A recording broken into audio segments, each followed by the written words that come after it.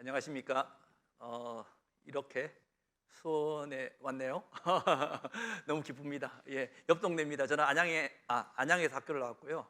분당에 살고 있는데 어쨌든 수원에 와서 너무 기쁘고 이렇게 저를 초대해 주셔서 감사합니다.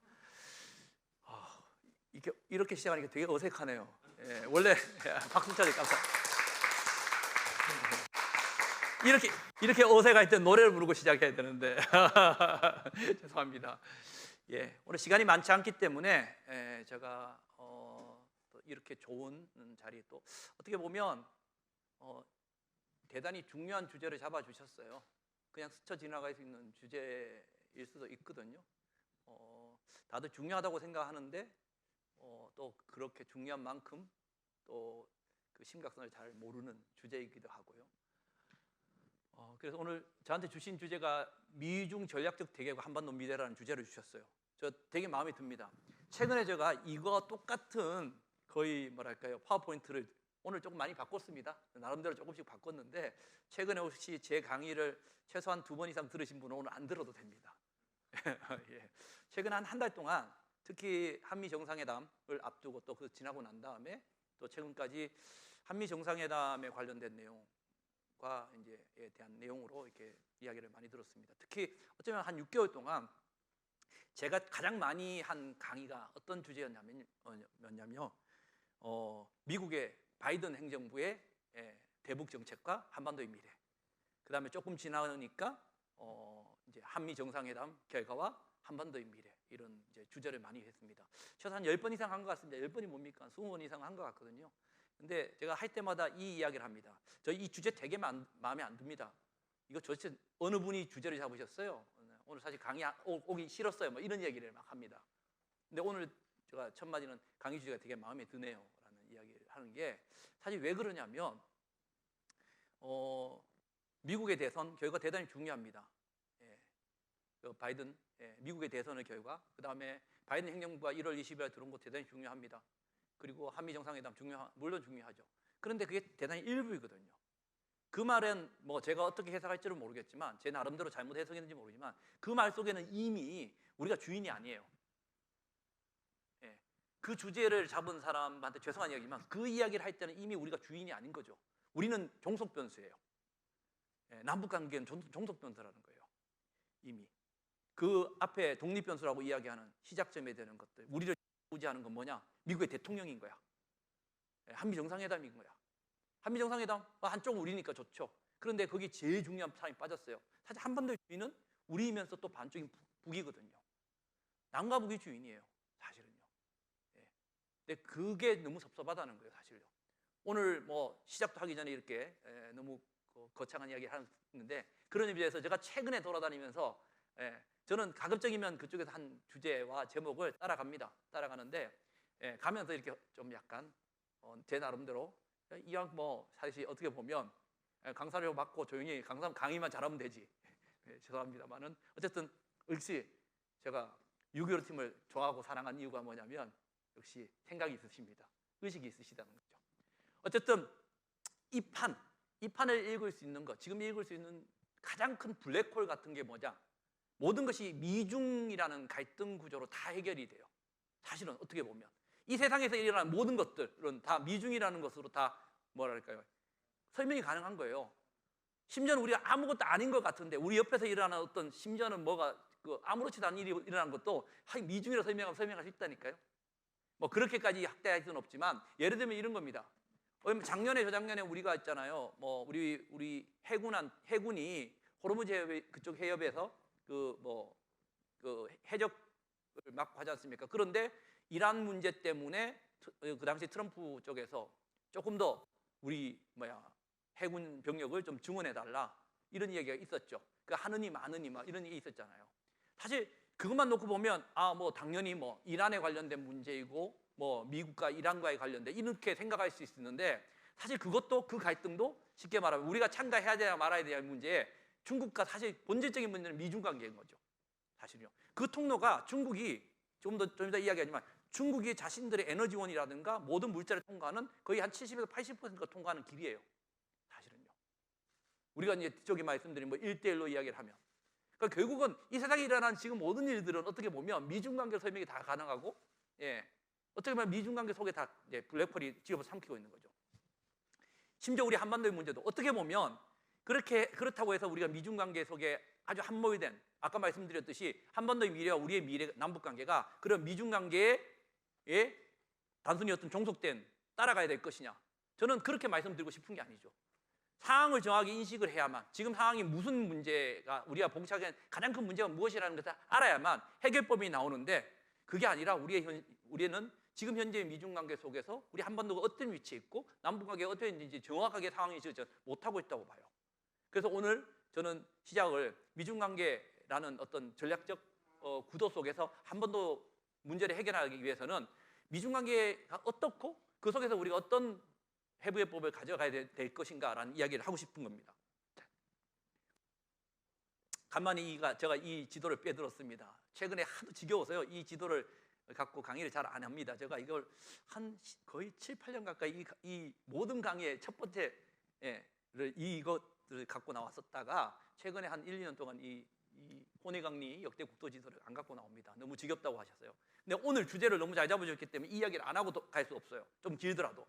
혼해강리 역대 국도지도, 저는 지리학자도 아니고요, 역사학자는 아니기 때문에 자세히는 모릅니다만, 이 지도는 지금 현존하고 있는 아시아에서 가장 오래된 세계 지도입니다.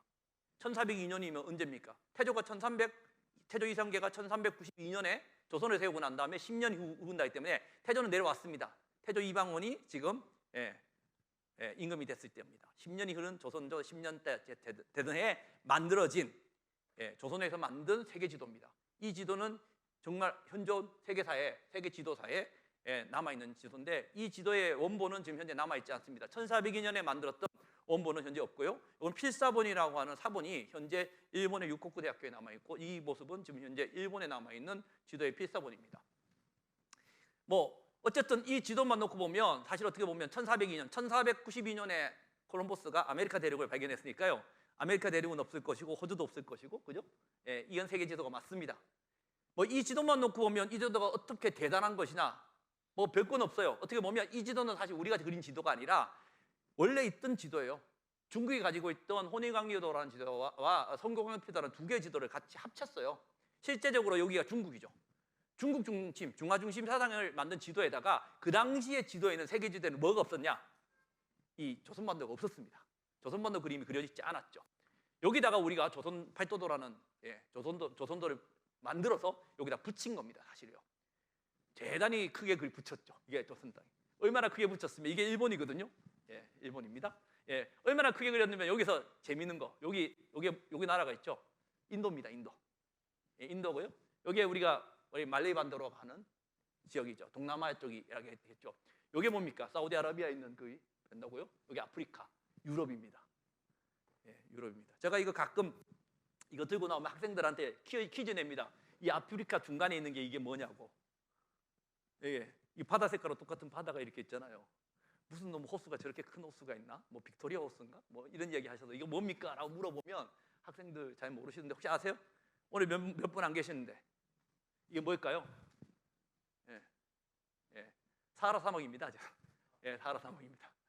사하라 사막을 그린 거거든요. 어찌됐든 이 크기만 보더라도 대단하죠. 사실 어떻게 보면 우리나라 조선반도를 이렇게 크게 그렸고 그 당시에 조선반도가 없었던 것을 그렸다는 것 자체만으로도 대단할지 모르지만, 한편으로 보면 그냥 중국 지도를 그냥 겹쳐서 이렇게 만들었기 때문에 크다 보면 중앙중심 사상에 벗어나지 못했을 수도 있어요.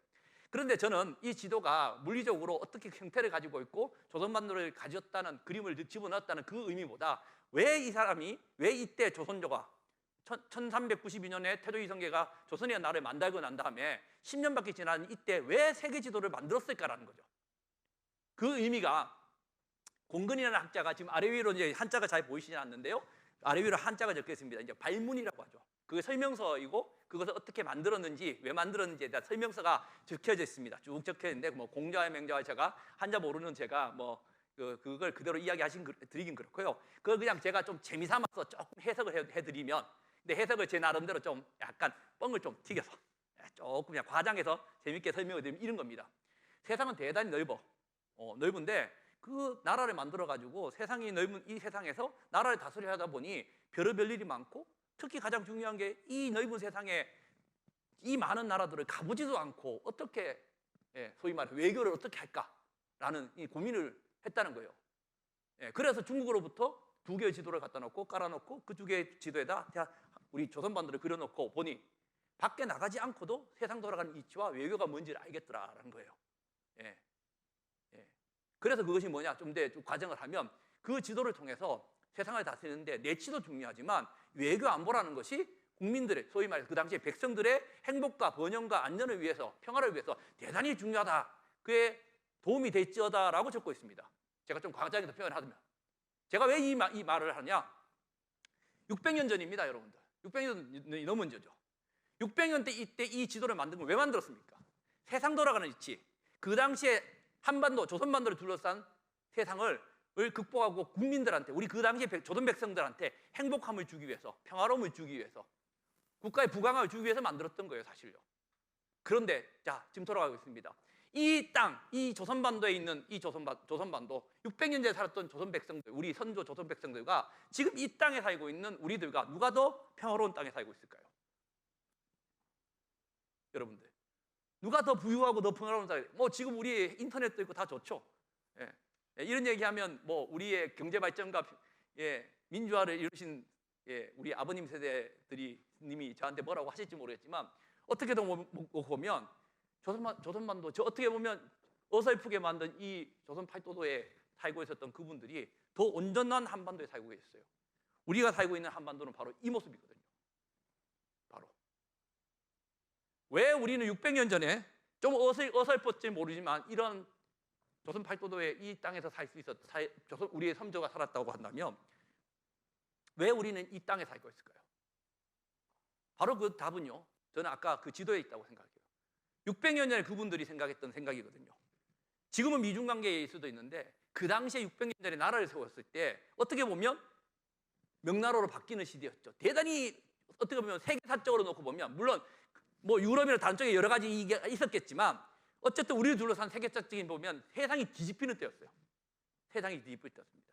이 세상이 뒤집힐 때 그거를 잘 활용하고 잘 캐치하면 어떻게 됩니까? 기회가 되고 잘못하면 위기가 옵니다. 결국은 그 기회를 잡아서 조선이라는 나라가 세웠고 길다면 길고 짧다면 짧고 물론 중간에 외침도 있었고 여러 가지 있었지만 결국 500년의 조선사가 존재했던 거죠.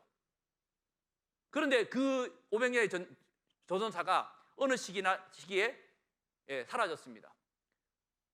그 외교에 대한 고민, 600년 전에 했던 우리가 외교 안보에 대한 고민, 주변 외교 안보 환경에 대한 다양한 고민들에 대한 것들을 그걸 통해서 우리 백성들의 우리 국민들이 행복하고 평화롭고 안전하게 지낼 수 있다는 것, 국가 번영할 수 있는 이 고민을 과연 그로부터 500년, 600년 지나고 난 다음에 이 나라를 다스리는 사람들이 얼마나 했느냐는 거예요.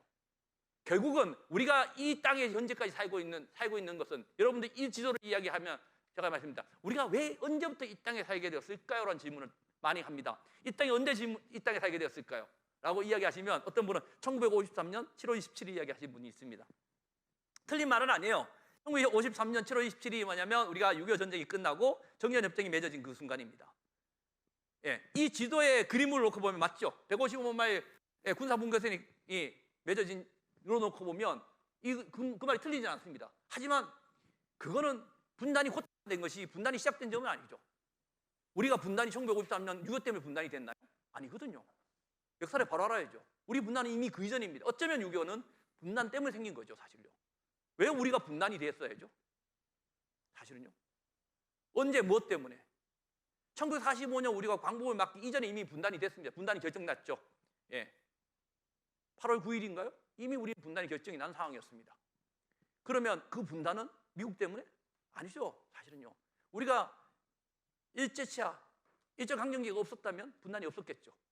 근데 일제강점기라는 건 어떻습니까? 우리가 주권을 지키지 못했거든요. 1905년? 그럼 그때로 돌아가면 이게 분단의 시작인가요? 그렇지 않다는 거예요. 그보다 더 먼저 우리가 제국주의 서구의 문물이 한반도를 중심으로 뛰어들어왔을 때, 이 동아시아를 뛰어들어왔을 때 좀 안타까운 이야기지만 우리가 대처를 못했죠, 사실요.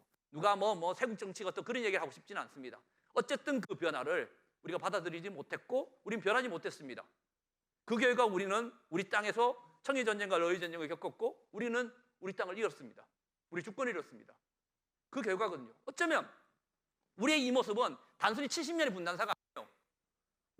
저는 이렇게 생각합니다. 우리의 이 분단은 벌써 150년에 시작된, 160년, 150년 전에 시작된 19세기에 벌써 시작된 거예요. 그때 우리는 뭘 했느냐? 세상 돌아가는 걸 몰랐거든요. 어떻게 보면 세계사적 변화 속에서 아까 막 기회가 되고 위기가 될 수 있었고 1402년도에 그 지도 속에서 놓고 보면 그 시기에 보면 세계사적 변화, 어제 중국의 큰 변화 속에서 조선을 만든 태조이성계는 위기를 기회로 만들어낸 거죠. 그러면 우리는 뭐냐? 왜 분이 되냐? 세계사적 변화를 우리가 받아들이고 변화를 못했기 때문에, 결국은 기회로 만들지 못했기 때문에 우리는 위기를 맞은 거예요. 사실은요. 우리가 이 땅에 살지 않아도 될 것은 세 번의 기회가 있었다고 봅니다. 그 세 번의 기회는 아까 말씀드린 첫 번째 19세기 제국의 열강의 침탈이 있었던 때죠. 이 세계사적 변화를 우리는 못했습니다. 극복을 할 수 없었죠. 그래서 우리는 일제강점기를 경험했습니다. 두 번째 또 기회가 있었어요. 2차 대전이 종전되고 미소 냉전이 시작된 시점입니다. 1945년이죠. 이때 정말 가슴 아픕니다. 뭐 한편에서 우리 김구생도 얘기하시고 우리 스스로가 독립군 우리 군이 직접 전쟁에 참가해서 우리 스스로가 독립할 수 있는 여건을 만들지 못했던 측면도 있지만, 사실 저는 그렇지 못하손 치더라도 1940년 8월 15일 광복을 맺고 난 다음에 과연 우리가 어땠냐는 거예요. 사실요. 남에 의해서 분단이 됐다고 손치더라도 1945년부터 우리가 전쟁이 나는 50년까지 과연 어느 한쪽의 잘못이 전쟁의 이야기를 떠나서 과연 우리가 그 분단을 극복하려는 노력이 정말 절실했냐는 거예요. 우리 스스로가 이념과 갈등과 권력과 그 속에서 우리 스스로가 싸웠어요. 우리 스스로가 1945년부터 50년까지 있었던, 그리고 50년에 났던 우리 어떻게 보면 이거는 6.25는요, 저는 내전은 마음의 병입니다. 1945년부터 있었던 거는 우리의 마음의 병 속에서 우리 분단이 된 거예요. 사실요. 물론 군사분계선을 넘어가고 분단도를 넘어가셔서 하나가 되기 위해 노력했던 분이 분명히 있었지만 참 많은 정치가 돼요. 그 당시에 많은 사람들이 결국은 그렇지 못했죠. 결국 우리 스스로가 저는 분단의 길을 걷었다고 봐요. 또 한 번 기회가 왔던 2차 대전 종전과 미소의 냉전의 기회라는 세계사적 변화를 우리는 흡수하지 못하고 분단으로 갔고, 그 분단은 분단과 6.25라는 동족상전의 비극을 맞을 수밖에 없었던 거죠. 그러고 난 다음에 세 번째 기회가 또 있었습니다. 이게 바로 저는 소련의 붕괴와 미국의 유유제서체가 났던 1980년대 말부터 1990년대까지의 이야기입니다. 독일이 통일했죠. 이 시기에 우리는 어땠습니까? 물론 우리도 많은 변화가 있었죠. 우리도 동국권과의 어떤 사회주의 체제와의 수교도 있었고 변화가 있었죠. 그런데 이때 우리한테 하나의 망령이 같은 것이 찾아옵니다. 바로 북한 붕괴론입니다. 왜? 사회주의 체제가 붕괴되니까 북한도 망할 거라는. 1990년대 다시 소위 북한을 한다는 사람들, 소위 국제정치를 한다는 사람들이 서울에 모이고 외국에 모여서 이런 얘기를 합니다. 북한이라는 나라가 언제까지 존재할 것인가? 제가 거짓말 안 하고요. 70%가 북한의 나라가 5년 이상 존재하면 내가 그러니까 자기가 학자짓을 안 한다고 하는 사람까지 있었어요. 진짜 실제. 그 정도 무지했죠. 그 북한 붕괴론이 현재까지 존재하는 거죠, 사실요. 그러니까 어쩌면 그때까지 한 50년을 갖고 있었던 이념과 분단의 모순, 이런 것들이 해소가 되지 않고 있었던 거죠. 참 안타까운 지점이었어요. 참 우리한테는 대단히 안타까운 지점이라고 봐요. 그 시점이 33년이 흘렀습니다. 왜 34년이 흘렀습니다. 그 아까운 34년을 제가 나중에 말씀을 드리겠습니다. 어쨌든 이런 세 번의 기회, 제가 간만에 말씀드리면 우리 여러분들 가위바위보 할 때도 3-3번 있죠. 그 다음에 내기를 할 때도 3번 정도 하잖아요. 한 번개. 그러니까 우리 가끔 그런 얘기 하지 않습니까? 신이 기회를 주신다면, 제가 딱히 무슨 대단한 종교인도 아니지만, 주신다면 3번의 기회가 있다. 인간도 어떻게 인생을 바꾼다면 3번의 기회가 있다고 통상한다고 한다면, 아까 말씀드렸듯이 우리가 분단되지 않는 저 땅에서 살 수 있는 기회는 3번이 왔어요. 정말 신이 있고 우리한테 기회를 준다면 3번의 기회는 다 날아간 겁니다. 우리는 그러면 영원히 분단된 땅에서 살아야 될까요? 어쩌면 그래요. 근데 제가 이렇게 부정적으로 우리의 한마는 150년사를 이야기하고 있지만 저는 이 한마는 150년만 있는 게 아니라 그 속에서 우리가 이루어놓은 대단한 힘이 있죠. 사실은요. 뒤쪽에 말씀드리겠지만 6.25를 끝나고 난 다음에 전후 극복, 경제발전, 산업화 물론 의미 있고 양이 다 있던 부분이 있겠지만 결국 우리는 경제적인 부흥을 이끌어냈습니다. 경제적인 그리고 우리가 1980년부터 1980년까지 다시 민주화라는 소중한 가치를 끄집어냈죠. 그리고 지금 우리 모습을 보십시오. 저는 세계에서 가장 강력한 군대를 갖고 있는 나라가 어느 나라입니까, 선생님? 선생님 어느 나라가 제가 그랬죠? 미국인가요?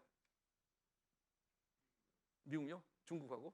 세계에서 가장 강력하고 가장 강력하다 보면 가장 인원수가 많은 군대를 갖고 있는 나라가 중국인가요? 그런가요? 저는 대한민국이라고 알고 있는데 BTS 아미가 제일 많잖아요. 썰렁한가요? 죄송합니다.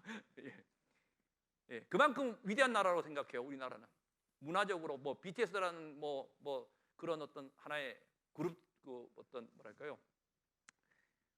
대중가요 그룹을 어떻게 하지 뭐지만 어쨌든 영국에 비견할 수 있는 비틀즈에 비견할 수 있지 않습니까? 해리포터가 있지만 우리의 미나리가 있잖아요, 사실은요. 미나리도 있고 또 봉준호 교수의 기생충도 있지 않습니까? 저는 충분히 우리가 대단히 위대한 나라라고 생각합니다. 그 위대함이 있거든요, 사실요.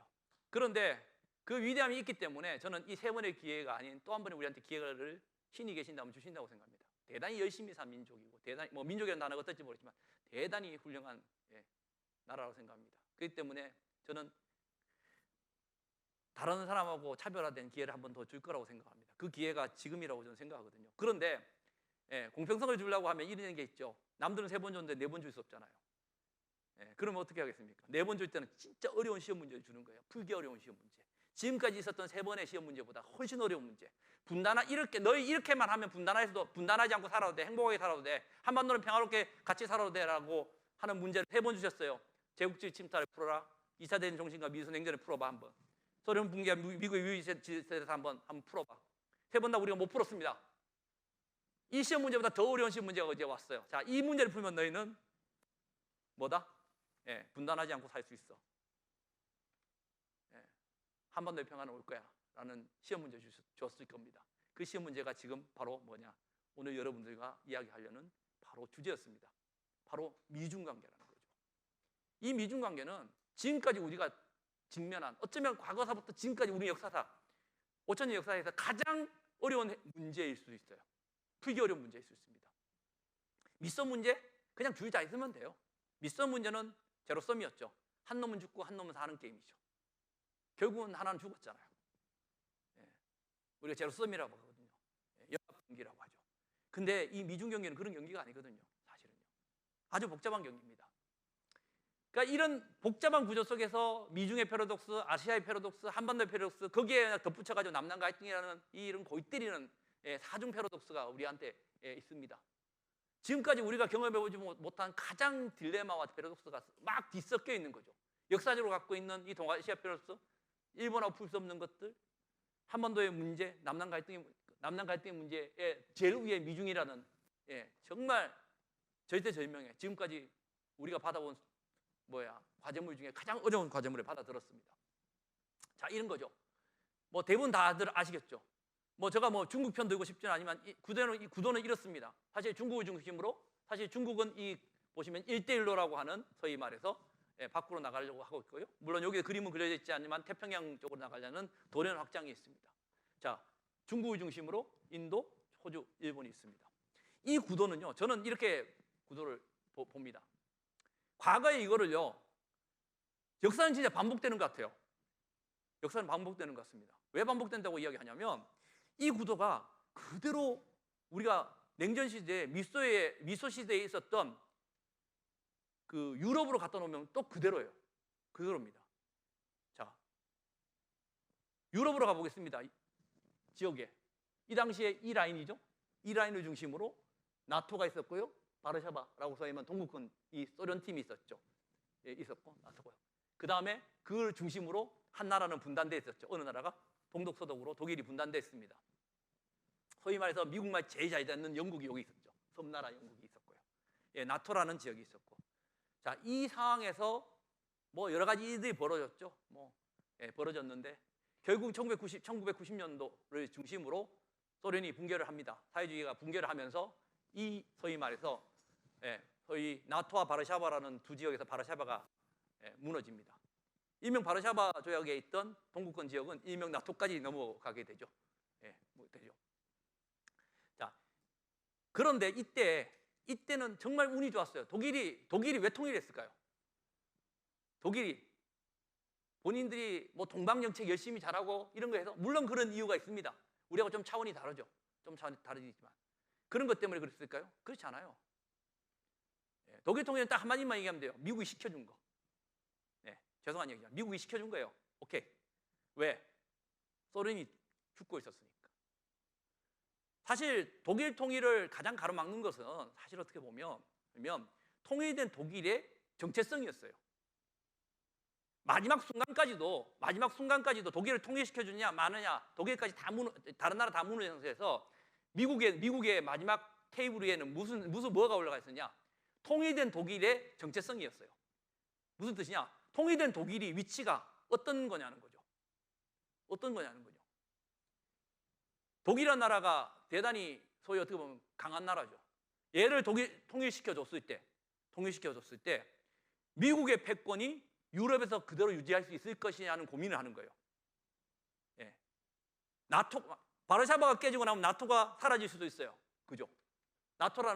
그러면 나토라는 건 유럽을 중심으로 군사 그거예요. 군사고. 그 다음에 경제적으로 대단히 독일이 강력합니다.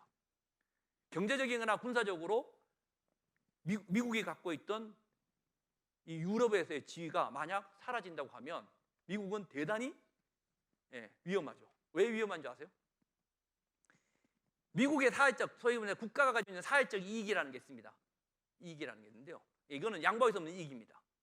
미국에 있어서 사회적 이익은 당연히 첫 번째는 미국 본토겠죠. 어느 나라든 다 본토입니다. 우리가 지리적으로 놓고 보면. 두 번째, 미국이 갖고 있는 사회적, 그 당시에 또 냉전기를 걸어오면서 미국이라는 나라가 갖고 있는 가장 사회적, 지리적으로 봤을 때 본토의 지역, 어느 지역이 가장 사회적 지역이었을까요? 유럽이었을까요? 그래서 유럽을 그렇게 지키려고 했을까요? 아니에요, 사실은요. 유럽은 그 다음입니다. 유럽보다 더 중요한 지역이었습니다. 약간 음모론적일 수도 있고요. 하지만 진짜 사실입니다. 미국이라는 나라가 저렇게 클 수 있는 가장 큰 힘이 뭐였죠? 바로 오일머니, 달러머니였어요. 사실 중동이에요, 중동. 지금까지 남아있는 이 중동 지역, 특히 이스라엘을 중심으로 한 이 지역입니다. 이 지역이 미국한테는 핵심 지역이에요. 핵심 지역입니다.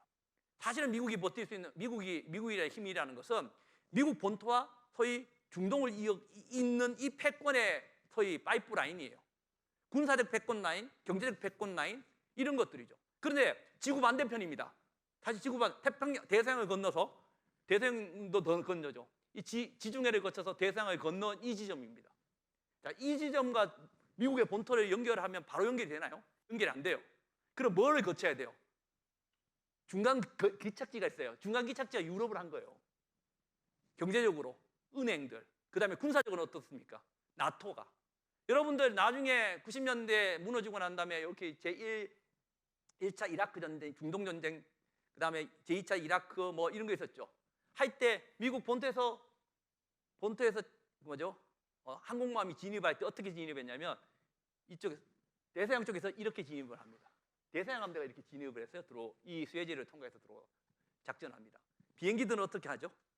이쪽 나토군이 그리스와 터키, 영국을 통과해서 공습을 합니다. 그게 그게거든요. 근데 2002년인가요? 제2차 이라크 전쟁을 할 때 재미있는 사건이 벌어졌습니다. 어떤 사건이 벌어졌죠? 터키하고 그리스가 영공을 안 열어줍니다. 나토가 통과를 못해요. 공습을 못해요.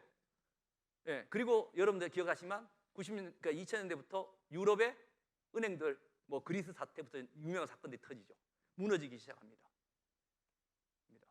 사실 어떻게 보면 중간 기착지로서, 중간 연결고리로서의 군사적이든 경제적이든 유럽 역할이 대단히 약화되는 거예요.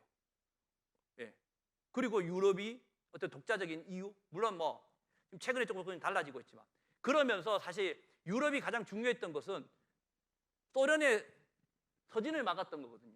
서쪽으로 넘어왔던 걸 막았던 거거든요. 사실 우리 땅에 우리 땅에 지금 대구에 앉아 있는 사드도 사실 그 사드가 왜 만들어졌느냐? 그 사드의 시작점은 바로 90년대에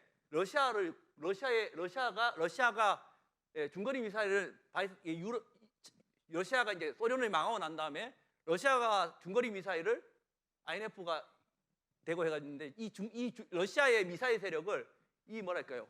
옛날에 러시아 편이었던 소련 편이었던 폴란드나 이런 쪽에다가 갖다 놓아서 사실 그 뭐랄까요? 그 구소련이죠. 예. 군사적인 어떤 그런 것들을 차단하려고 했어요. 폴란드, 체코 이런 데에 갖다 놓으려고 했던 거죠. 그게 사실은 이제 발전해서 우리 땅에 오게 되어버렸는데요. 어쨌든 이때 이렇게 된 것은 미국이 아까 말씀드린 테이블 위에 독일이라는 것을 갖다 놓고 독일의 이 정체성이 어떻게 됐을 때 독일이 여러분들 그 책들을 나중에 한번 읽어보시면 독일이 대단히 정말 잘했어요.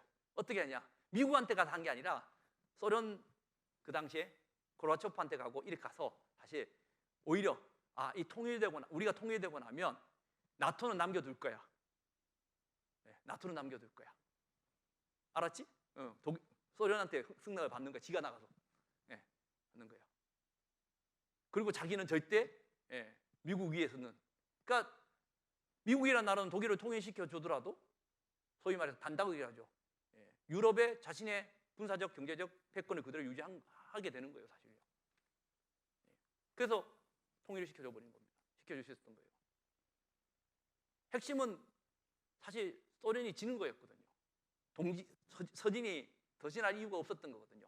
근데 재밌는 건 뭐냐면 우리 상황은 어떻게 보면 되게 똑같아요. 근데 반대 상황이 딱 하나 벌어진 거예요. 하나는 소련이 지는 해였고요. 이번에는 중국은 뜨는 해인 거예요. 소련의 동진이 아니죠. 서진이 할 수 있는 힘이 차츰 없어졌는데 중국은 본인들의 동진이든 서진이든 이게 점점 더 강해지는 거예요. 이게 어떻게 보면 2009년 우리 2009년 미중의 전략적 대화가 첫 번째 시작된 게 2009년이거든요. 그때 바로 우리 시진핑이 이야기하죠. 신형 대국 관계. 신형 대국 관계를 다른 말로 얘기하면 그냥 양국 체제예요. 새로운 양국 체제, 유양국 체제라고 생각하시면 돼요. 그러니까 미국이 빡치는 수밖에 없죠. 사실은 열받죠. 미국 입장에서 보면. 아직까지 충분히 그렇게 했는데 어쨌든 중국이 먼저 샴페인을 터뜨린 건 사실이에요. 중국이 좀 실기를 한 건 사실입니다만 그렇게 먹기 때문에 미국 입장에서는 중국을 이제는 그거 할 수밖에 없어요. 이제 더 이상 키워줄 수가 없는 거죠. 그런데 과거의 미소 같은 경우에는 그냥 미국하고 소련하고 밑에 소위 말해서 쪼무라기를 이끌고 자기들끼리 싸울 수 있는 힘이 있었어요. 미국은 세계 모든 국가를 합친 것보다 자기가 셌으니까 경제적으로도. 근데 지금은 아니잖아요. 이번에 코로나 국면 보시면 알겠잖아요. 코로나 국면 터지자마자 제일 먼저 누구부터 챙깁니까? 동맹 챙깁니까? 아니죠. 자기 살려고 챙기거든요. 우리가 이야기하는 지난번에 있었던 트럼피즘이라고 이야기하는 미국 우선주의가 이제는 특별한 게 아니라는 거예요. 많은 사람이 트럼프가 사라지면 이건 동맹 우선주의고 이런 민주주의 가치가 어떻고 미국의 세계 자유주의의 복귀 그건 다 멍멍이한테 주라고. 그건 다 레토릭일 뿐이에요. 사실은요. 트럼프이지만 이름이 바뀌었을 뿐이지 미국 우선주의는 이제 바뀔 수가 없어요. 왜? 미국 지 살기 바쁘거든. 그러면 우리한테 방위부 분담금 그렇게 내달라고 하지도 않을 것이고 동맹이 그렇게 매이지도 않을 거예요. 무슨 뜻이냐? 예전에 미소간에서는 미국 혼자서 감당할 수 있었고 미국을 혼자서 소련을 소위 말해서 저세상으로 보낼 수 있었지만 이제 중국은 안 되는 거예요. 그게 쉽지 않아요, 이제는. 그러면 이제 소위 말해서 그래서 이제 동맹 강화 이런 것들이 나와서 소위 말해 인도 태평양 쿼드 이런 게 나오는 겁니다. 자, 중국은 도련 확장이라 해서 서태평양 절반을 먹겠다고 서태평양 절반, 서태평양 쪽은 그냥 웬만하면 그냥 미국한테 그냥 우리 쓰게 놔주지 이런 이야기를 하고 있죠. 근데 그렇게 보면 일본, 대만을 감당할 수 없는 상황이고요. 자, 이쪽으로 근데 여러분들 1대1로라는 게 있습니다. 바다로 길과 옛날 실크로드, 해상 실크로드인데 어떻게 보면 되게 멋있는 거죠. 그죠? 근데 이것에 대한 저는 이렇게 해석을 합니다. 1대1로가 많은 사람들이 보시면 알겠지만 옛날에 대단히 어려웠을 때 실크로드 갔던 길인데요. 이 길을 잘 보세요. 이 길을 잘 보시면 이 길에 잘 사는 나라가 없다. 잘 사는 나라가 없다는 거예요. 여러분들 어저께 그게 끝났죠. G7이 끝났지 않습니까? G7에서 나온 이야기이기도 한데요. 이 1대1의 저는 근본적인 그거라고 생각합니다. 뭐냐면 두 가지가 가지고 있는데 1대1로는 어떻게 보면 겉으로 보면 이걸 통해서 이 통로와 이 지역에 있는 국가들의 소위 말해서 인프라를 만들어주는 거예요. 도로, 철도, 항만 이런 거를 깔아주는 거예요. 어떻게 보면 근데 지도를 하는 것도 있지만 중국 지도를 하는 게 아니라 AIB라고 해서 아시아 개발은행을 만들어가지고 하는 거죠. 그러니까 끄집어들인 거죠. 유럽 같은 게 이탈리아도 거기 참가하고 있거든요. 그러니까 이제 중국은 자신이 소위 말해서 옛날 미국이 했던 거와 똑같은 거예요. 미국이 사실 브랜드 파워, 뭐 소프트 파워 이런 거 똑같은 거죠. 지금 자기가 이제 그런 걸 하는 거예요. 사실 이 길에서 벌써 보면 많은 국가들의 이게 철도 도로를 놓고 있고요. 특히 해상 실크로드 같은 경우에 보면 여기가 이제 케냐의 몬바사 항구가 있고요. 남쪽에 여러 가지 그 섬나라들이 있는데 저는 해군 출신입니다. 해군 출신인데요. 지금 이 남쪽의 섬에 가면 그냥 그 섬 하나가 중국 섬이 되게 많습니다. 중국 섬이고요. 그 섬에 새롭게 만든 항만이 있습니다. 항만이. 케냐 몬바사 항구도 마찬가지입니다. 근데 그걸 누구 돈으로 만들었냐? 중국이 만들어준 거예요. 근데 그 항의 대부분에는 그 나라나 이쪽에 쓰게 만들어 주고요. 한쪽 부분은 오로지 중국만 쓸 수 있는 항의 부두가 있습니다. 심지어는 중국 군함이 들어가는 부두가 있는 거죠. 그러니까 미국 입장에서는 빡치죠. 이게 이 길이거든요. 그러니까 미국으로 보면 근데 이 라인이 방금 이 1대1로라는 이 라인이 중국으로 들어오는 모든 에너지원의 80%, 70여 %가 이 길로 들어옵니다. 사실 중국 입장에서 보면 세계적으로 인구도 많고 이 길을 막히면 본인들이 사실 고사하는 거예요. 사실요. 두 번째, 그러한 어떤 것들, 소위 말해서 소프트 파워의 의미도 분명히 존재하고 자신들한테 들어오는 뭐라 그럴까요? 그 에너지원이라든가 물자, 뭐 이런 수송로의 의미도 분명히 하지만 더 중요한 게 저는 있다고 봐요.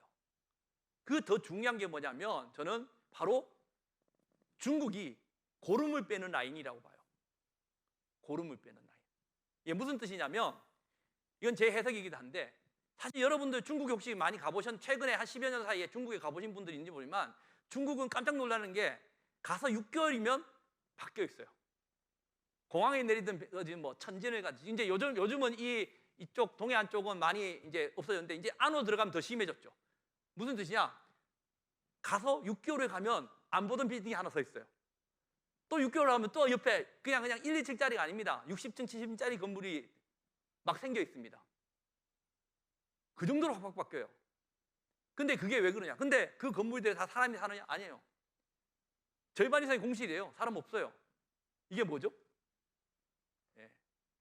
사실 중국은 돈 남아 돌아요. 인력 남아 돌아요. 이것들을 사실 건축이라는 것으로 해서 돈을 돌리는 거예요. 이게 뭐냐? 사실 어떻게 보면 안에서 고름이 차는 겁니다. 이런 소위 인력, 건설, 자재 이런 것들이 안에서 어느 짧은 시간에는 숨통을 틔울 수 있을지 모르겠지만 이게 차이면 소위 말해 옛날에 일본도 마찬가지예요. 소위 말해서 그러니까 버블이라고 이야기하는 거죠. 그러니까 미국은 그걸 알아요. 저거 안에 가다 놓으면 지들 안에서 폭발한다는 걸 알아요. 그러니까 못 나오게 막는 거죠. 못 나오게 만드는 거죠. 근데 중국은 못 나오게 만들면 자기가 막 고사한다는 걸 알아요. 그럼 나가려고 하는 거죠. 근데 나가는 방식을 만든 게 바로 1대1로라고 생각해요. 도려는 군사적이지 모르지만 1대1로는 교묘하게 경제적으로 접근했죠. 왜? 가면서 뭐다? 이 지역에 있는 나라들한테 뭘 만들어준다? 도로, 항만, 인프라를 만들어준다. 그게 뭐예요? 자기가 갖고 있는 인력, 그 다음에 자재, 건설, 쓸데없이 빈 공실 만드는 게 아니라 사실은 그걸 해주는 거예요. 근데 전부 자기 돈을 쓰냐? 그렇지도 않아요. 자기를 중심으로 아시아 개발은행이라는 걸 또 만들어서. 대단히 머리를 쓴 거죠. 미국이 또 그걸 모르나? 알죠. 이번에 보시면 알겠지만 이번에 결국 미국도 그거에 상응해서 이런 어떤 저개발 국가나 이런 것들의 인프라를 만들기 위한 G7과 함께 또 작업을 하고 있어요. 물론 미리 벌써 시작이 됐지만 공식적으로 이제 G7에 그 얘기가 나오고 있습니다. 겉으로 보기로는 경제적인 싸움 같지만 사실 인도태평양 전략, 그러니까 1대1로에 열려 있고 뭐 개방적이고 열려 있는 인도태평양 전략이 하지만 사실 속으로 있는 것은 군사적인 싸움인 거예요, 사실요. 자, 무서운 것 중에 하나가 많은 사람들이 일부에서 뭐 이런 분들이 1대1로에 대해서 대응하는 인도태평양 전략과 쿼드라는 게 전혀 군사적인 게 아니다. 아니 뭐 미국이 어디 거기에 군사 이야기 했느냐? 특히 쿼드 보면 기후, 환경, 뭐 첨단 기술 이렇게 이야기하고 있는데 사실 감춰졌다고 저는 생각을 해요.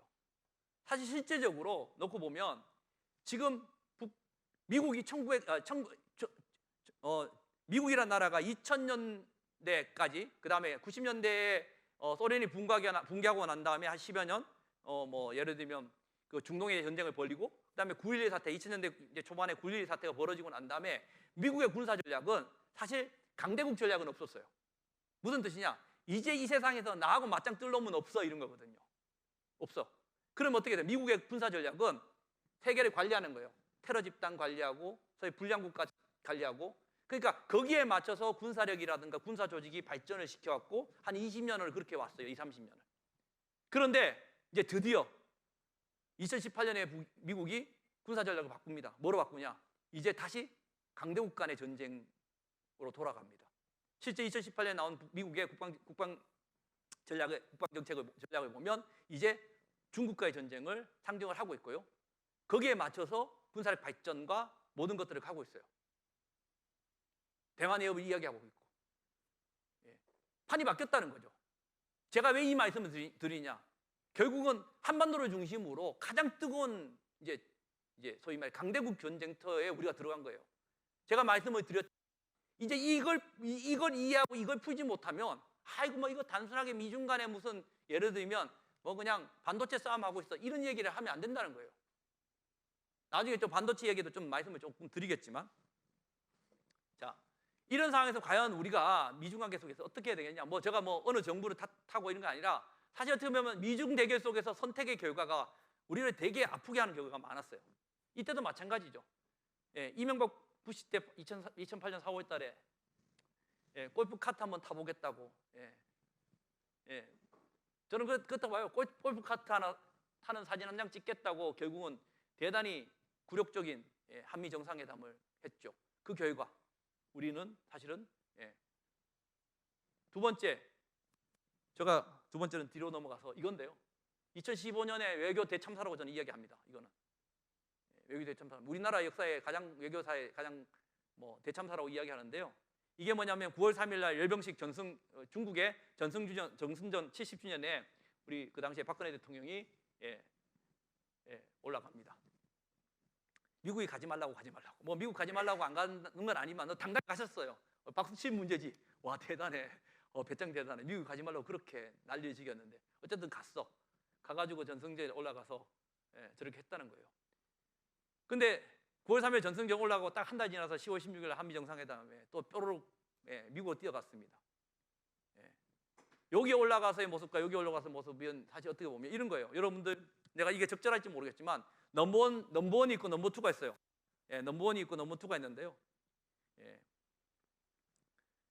뭐 넘버2가 넘버1의 자리를 위협할 수도 있고 안 할 수도 있고 어떻게 될지 모르는 상황이라고 봅시다. 회사에서. 그럼 여러분들이 넘버1한테 올라가서 밥사 드리겠습니다 해가지고 모시고 가서 넘버2에 대한 욕을 하고 막 떠들었어요. 그리고 온 다음에 넘버2한테 가가지고 또 그건 딱 잊어버리고 또 밥 사주고 넘버1에 대한 험담을 한다고 생각해 보십시오. 넘버1과 넘버2가 자기한테 와서 밥 사주고 상대방에 대한 험담한 사람을 기억하겠습니까? 아니면 저쪽에 가서 떠든 그 사람의 모습을 기억하겠습니까? 자기한테 와서 밥 사주고 좋은 소리 할 사람은 세고 셌어요. 그게 넘버1, 넘버2예요. 그 사람이 기억하는 것은 오바마가 기억하는 것은 자기한테 와서 소위 말 이런 모습을 보여준 뭐 이런 모습도 보이지만 지문도 잊어버리고 뭐 이랬던 그런 사건, 그런 어떤 어버버 사건이 아닌 이런 모습의 박근혜를 기억하기보다 가지 말라고 했음에도 불구하고 미국 동맹국이 유일하게 올라갔어요. 유일하게 참가했습니다. 이 모습을 기억하는 거고 와서 해준 이 사람이 고마운 게 아니라 한 달도 안 돼서 뾰로록 가가지고 미국한테 소위 말해서 알랑방 묶인 사람의 모습을 기억하는 거예요. 제가 왜 이 모양이냐? 예전에 미소 관계 같으면 모르겠어요. 한쪽 줄 잘 쓰면 되는 거예요. 제로섬이기 때문에. 근데 지금 미중 관계는 절대 제로섬이 아닙니다. 잠깐만요, 제가 지워버렸나요? 미중 관계는 이런 관계죠. 소위 말해서 이 공간이 존재를 하거든요. 소위 말해서 우리가 교집합이 이야기하죠. 옛날에 미소 같은 경우에는 이 공간이 거의 없거나 많지 않았죠. 근데 이 공간이 존재하는 거예요. 무슨 뜻이냐? 미중은 제로섬이 아니라 넌제로섬입니다. 비영합 경기죠. 미국한테 중국이 중요하겠습니까? 한국이 중요하겠습니까? 중국한테 북한이 중요하겠습니까? 미국이 중요하겠습니까? 무엇 하겠습니까? 근데 우린 착각하고 있거든요. 대단히 한미동맹 우리가 막 가서 뭐라고 해서 사인하고 막 하면 우리 말 다 들어줄 것 같아. 막 합의문에 판문점 선언 들어가고 싱가포르 선언 들어가면 뭐 우리 말 잘 들어줄 것 같아. 그건 우리 꿈이거든요, 사실은. 미국하고 중국한테 저는 이런 얘기를 합니다. 물론 그 사람들한테 물어보면 당연히 아니겠죠. 미국한테 중국한테 한반도 평화가 당신들의 목적이고 선량한 가치입니까? 라고 물어보면 당연히 그렇다고 그러죠. 근데 그럴까요? 그 사람들이 그게 목적일까요? 세계에 책임 있는 G2 국가고 책임 있는 국가로서 세계의 평화를 위해서 한반도의 평화를 위해서 비핵화를 위해서 열심히 딴 생각 없이 뛰는 걸까요? 택도 없는 소리죠. 말도 안 되는 소리지. 그걸 말한다는 건 말도 안 되는 겁니다. 옛날에 미소 같으면 진영에서 그게 가능했을지 모르지만 지금 미중은 그때도 안 되는데 미중은 그런 거죠. 한반도의 평화와 비핵화나 한반도 평화 체제 이런 거는 남북 관계는 그냥 수단일 뿐이에요. 뭐를 위해 수단? 미국은 중국한테, 중국은 미국한테 자신의 이익을 극대화시키고 양보를 얻는 수단일 뿐인 거예요. 그 현실을 인식을 해야죠, 우리가. 이 구조를, 미중의 이 구조를 이렇게 이야기할 수 있겠죠. 우리가 통상 말하는 카르텔이라고 합니다. 담합이라고 하죠. 결국은 옛날에 미소 간의 단합이라고 표현할 수는 없겠지만 미중은 이거 어떻게 보면 되게 카르텔 담합 구조예요. 뭐 완벽하다 그러지는 않지만 미국과 중국의 뭐 아까 말했지만 극단적 전쟁이 있냐 없냐의 문제는 차후의 문제입니다. 그거는 뭐 제가 봐서는 이게 뭐 예전에 뭐 투키제스가 어떤 놈이 함정인이 이렇게 해서 이야기하는 것은 과거의 구조지 지금 이 미중 간의 관계에는 접목하기 대단히 어렵다고 봅니다. 그렇게 놓고 본다면 미중은 철저하게 자신들의 이익의 극대화를 위해서 상대방을 이용해 먹으려고 할 것이고 상대방에게 의존도 하고 갈등도 하고 대립도 하고 협력도 할 겁니다. 그 구조 속에서 우리가 정신 안 차리면 우린 밥 되는 거예요. 무슨 뜻이냐? 강대국들이 우리가 카르텔이라는 구조는 그잖아요. 대기업 둘이서 손잡으면 어떻게 됩니까? 누가 다 죽죠? 소비자가 다 죽는 거예요. 소비자가 약한 회사들은 다 죽는 겁니다. 그럴 때 우리가 할 수 있는 일이 뭐가 있겠습니까? 그러면 강대국이 한 대로 죽어야 되나요? 방법은 있죠. 편승을 하거나 뭐 이런 거죠. 방법이 있는데 과연 편승을 그러니까 예를 들면 일본은 편승할 수 있어요. 여러분, 일본은 편승할 수 있습니다. 뭐 예를 들면 뭐 베트남도 그렇고 어쨌든 선택을 할 수 있습니다. 그래서 뭐 망하면 망하는 거고. 그런데 우리는 편승을 할 수가 없어요. 왜 편승을 할 수 없을까요? 무엇 때문에? 왜? 우리도 편승을 할 수 있는데 우리는 왜 미국이나 중국한테 그냥 편승하면 되잖아. 왜 편승을 못 할까요? 다 보여드렸잖아요. 분단되어 있으니까. 우리가 편승을 함으로 인해 가지고 우리가 평화로울까요? 잠시 평화로울 수 있어요. 뭐 어쩌면 우리 세대는 무덤에 들어갈 때까지 편하게 살지는 모르지만 저는 그렇게 살고 싶지 않아요. 우리 딸 세대, 우리 다음 세대들은 대단히 힘들게 살 거예요. 어쩌면 희망이 없이 살 수도 있습니다. 내 편하자고 그러지 못합니다. 우린 분단되어 있기 때문에 그 선택을 할 수 없어요. 한미동맹, 한미일 뭐 안보협력, 그거의 수혜자가 누군데요? 우리가 편성해서 그 수혜자가 누군데? 우리는 수혜가 없어요. 짧게 우리의 그냥 몇 년 살고 갈 우리한테 있을 이익은 있을지 모르겠지만 근본적으로 우리 대한민국, 우리 한반도, 남, 북한테 수혜는 없습니다. 예, 미국 좋은 일 시켜주고 중국 좋은 일 시켜주고 일본 좋은 일 시켜주는 겁니다. 그냥. 그래서 편성은 안 되는 거예요. 우리는. 결국은 그 해법은 저는 이렇게 생각합니다. 남과 북이 같이 손을 잡고 들어가는 방법밖에 없어요. 이 구조를 제가 말씀을 좀 드리면서 오늘 뭐 이제 해법으로 넘어가고 이야기해야 되겠는데요. 결국은 이 미중이라는 카르텔 구조, 담합 구조 속에서 분단된 우리가 이 구조에서 각자 개별로 어느 구역으로 가든 살아남아서 잠시는 어떻게 버틸 수 있을지 모르지만 그는 정말 잠시 능속인 뿐입니다. 조금 힘들지언정 남북이 같이 손을 잡고 이 중간의 영역에 들어가서 이 영역 속에서 넓히는 작업을 해야 돼요. 그래야 우리 세대는 좀 힘들지만 우리가 좀 손해보고 힘들지 모르겠지만 다음 세대, 다다음 세대한테는 지금 힘듦을 남겨주지 않을 수 있어요. 그런 측면에서 제가 말씀을 좀 드리면요. 아까 제가 말씀을 드렸지만 지난 이때 이분 때 이제 미국하고 하는 일 때문에 지금 벌어지는 상황이 지금 대충 이런 그림입니다. 대충 이런 그림이에요.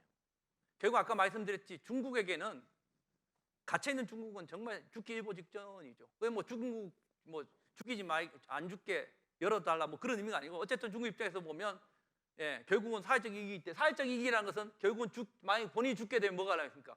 군사적 행동을 할 수밖에 없어요. 결국은 뚫을 수 있는 곡은 저는 이쪽이라고 봅니다. 사실 한반도 영역은 차후의 문제예요.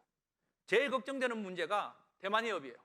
만약 중국이 사회적 이익에 걸려서 정말 갇혀서 자기가 내부적으로 대단히 문제가 터진다고 생각하면 어디를 뚫을 거냐? 대만 문제를 뚫을 겁니다. 바로 남녀 동지의 대만 문제를 뚫을 겁니다. 길게는 10년, 2030년에서 2030에서 35년 그 사이가 저는 대단히 위험하다고 봅니다. 왜? 2030년 우리가 지금 대충 수치를 보면 2032년쯤이 미국과 지금도 지금 거의 역전이 돼 있는데요. 실제로 완전히 미국과 중국의 경제적인 격차가 줄어드는 걸 넘어서 완전히 골든크로스가 일어나는 시점을 2030년대 초반이라고 봅니다. 그러면 그걸 대로 계속 밀리거나 하면 2030년을 기준으로 미국은 그 시기를 안 오기 위해서 대단히 2030년까지 향후 10년은 대단히 지금 말하는 쿼드, 인도태평양 이런 것들을 더 강하게 할 겁니다. 더 동맹한테 선택을 강요할 것이고 그럴 겁니다. 그럴수록 중국은 더더욱 저항이 강해질 겁니다. 그 저항이 결국은 뭔가 한계가 있거나 문제가 생기면 터지는 지역은 이쪽입니다. 대만에 터지는 거죠. 대단히 위험한 전 지점이라고 봐요. 근데 이 지점이 결국은 놓고 보면 이런 거죠. 아까 말씀드렸듯이 미국이 아까 말씀드렸지만 혼자서 담당할 수 있으면 모르겠지만 감당이 안 되기 때문에 중국을 중심으로 서쪽은 인도, 남쪽은 호주, 동쪽은 소위 말해서 일본이라는 중간 보스를 만들어 놓은 거예요. 중간 보스를. 근데 인도는 또 상황이 달라요. 호주도 좀 다르고. 가장 강력한 거는 미일 동맹이죠. 자, 미일 동맹인데 이런 거죠. 대만 해협과 이 문제에 대해서 본인의 사실 미국이 2017, 18년도 트럼프 때 인도 태평양 전략을 이야기하면서 바로 지금 있는 하와이 펄하버에 있는 미국 태평양 사령부가 이름이 바뀌었어요. 지금 미국은 펄하버에 있는 하와이에 있는 태평양 사령부가 이름이 태평양 사령부 아닙니다. 모르셨죠?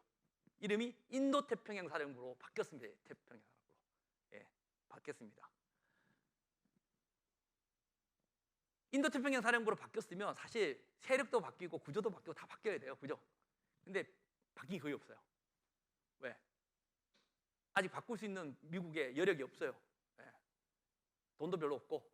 그러면 여기서 작전을 하려고 하면 뭐가 필요하겠어요? 자기는 원래 있는 그대로의 세력들, 항공만 이렇게 칠함대 세력들. 그러면 다른 팀들을 모아야 되겠죠.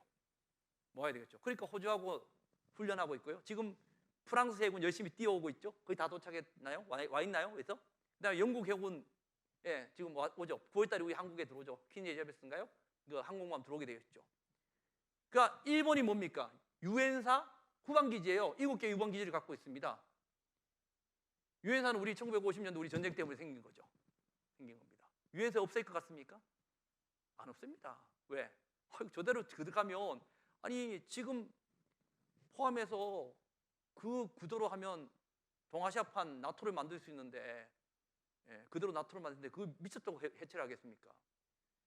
그러면 그거를 통제하고 있는 권한은 누가 가요? 소위 사령관이잖아요. 사실 지금 유엔사 사령관이 연합사 사령관이 같은 모자를 쓰고 있죠. 우리가 전작권을 넘겨달라고 하는데 쉽게 넘겨줄 것 같습니까? 이 상황에서 미국은 유엔사를 소위 말해 재활성화라고 이야기합니다. 이제 점점 확대하고 있습니다. 확대하고 있습니다. 그런 상황에서 연합사 기존 체제를 깨버리고 전작권을 쉽게 줄 수 있을 것 같습니까? 그래서 궁여지책으로 제가 진짜 답답한 것 중에 하나가 전작권을 주긴 주는데 어떻게 주느냐?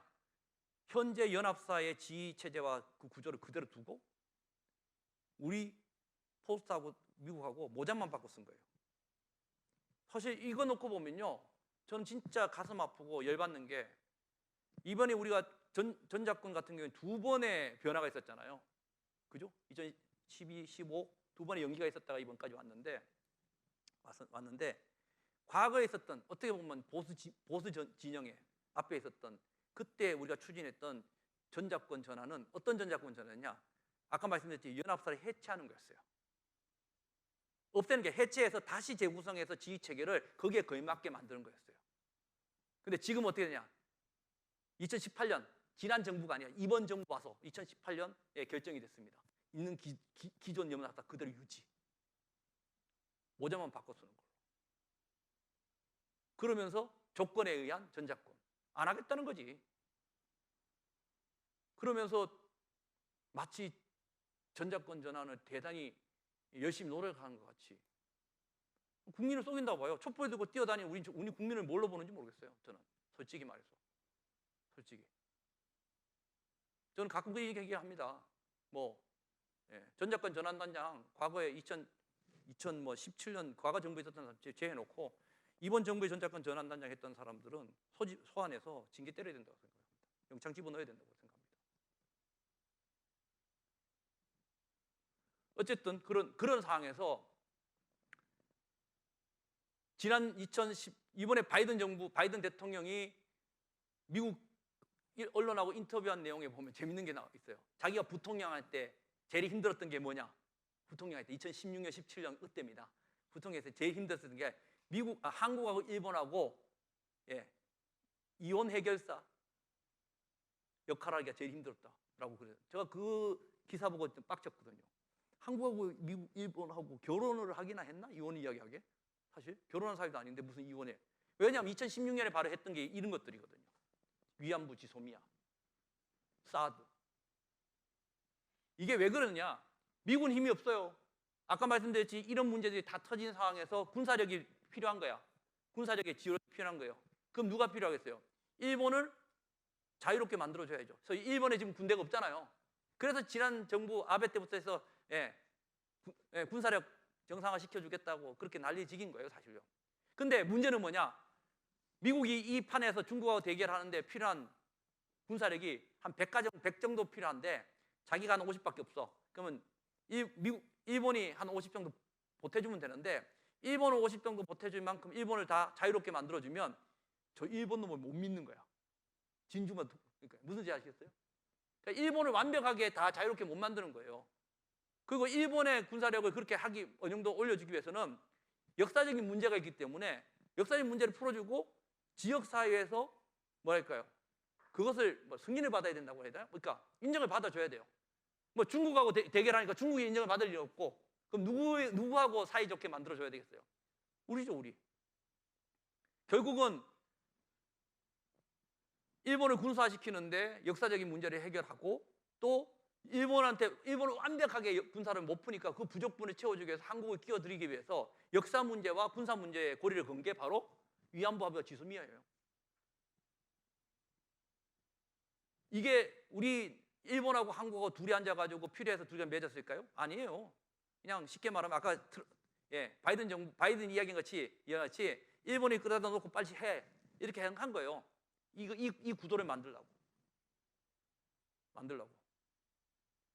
2018년에 우리 정부가 들어서고 2018년이었죠.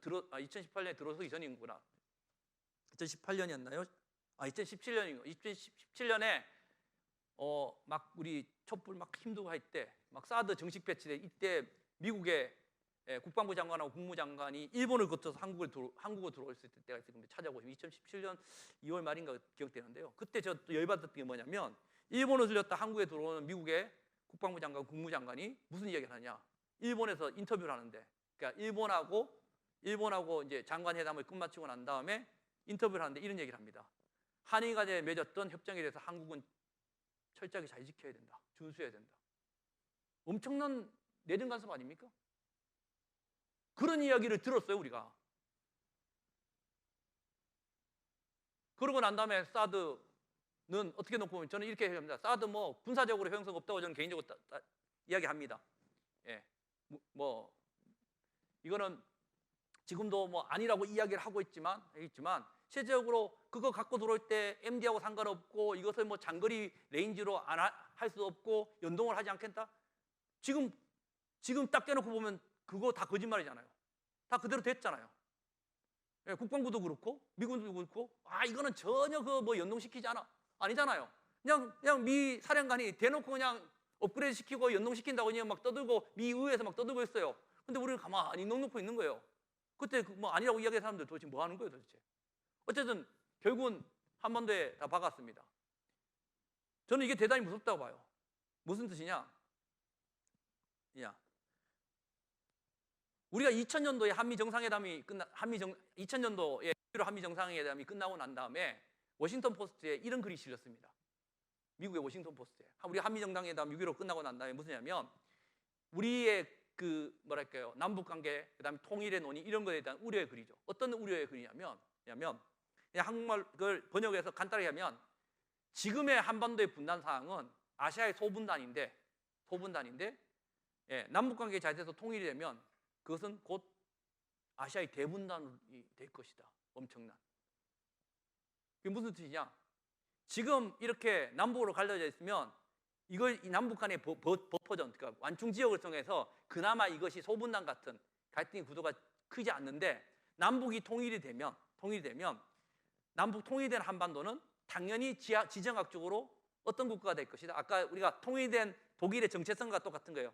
통일된 한반도의 정체성은 이미 경제적으로는 중국에 종속되어 있고 이미 2000년대 군사적으로나 다른 안보적으로도 지리적으로 가깝기 때문에 신중국가 될 가능성이 많다.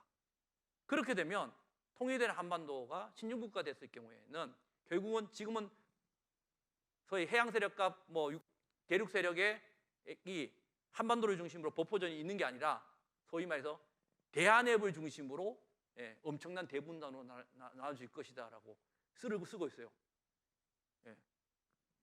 그 내용만 보더라도 미국은 통일 안 시켜주죠. 남북관계 안 시켜준 겁니다. 그게 뭐 하나의 언론의 칼럼이라고 할 건 아닙니다. 근데 반대 입장에 생각해 보십시오. 자, 사드가 들어왔습니다. 아까 말씀드렸지, 사드가 들어왔습니다. 자, 중국 쪽에서는 어떻게 판단할까요? 아까 말씀드렸듯이 통일된 한반도의 정체성을 어떻게 생각할까요? 통일이 됐어요? 남북이 하나가 됐습니다. 어쨌든 통일됐습니다. 주한미군이 존재를 하고 주한미군이 사드를 갖고 있어요. 한 번 들어오고 못 나갑니다. 사드를 갖고 있는 주한미군이 갖고 있는 한반도는 뭡니까? 그러면 중국은 지금은 소위 말해서 북한의 버퍼전이 돼서 판문점을 그러니까 군사 분계선을 중심으로 소위 말해서 미군과 대립하고 있지만 통일된 한반도는 압록강 두만강이 중국한테는 미군의 대립선이 되는 거예요. 환장하는 거죠. 이게 우리 현실이에요, 사실요. 이거 인식 못하면 어떻게 우리가 평화와 통일을 이야기하겠어요? 이걸 극복하는 방법이 뭐겠어요, 사실요.